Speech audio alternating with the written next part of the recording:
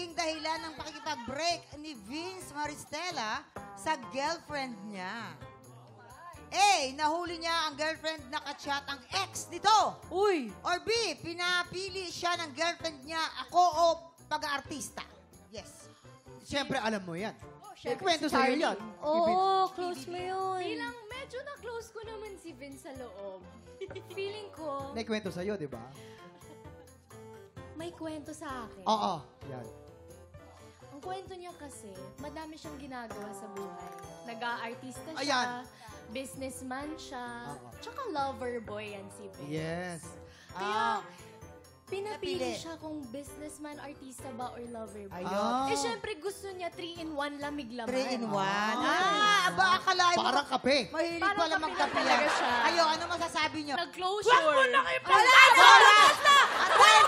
Relate. Sasagot na siya. Ang sagot ni Kira ay ano?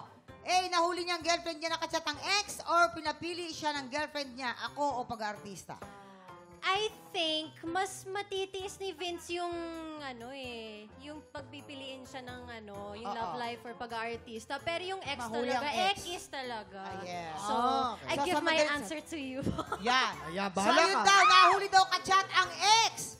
Kabog o sabog in 5, 4, 3, 2, 1! Ayan. Kira, Charlie, Kira! Paki-invite ang mga tiktropa natin na patuloy kang suportahan sa PBB!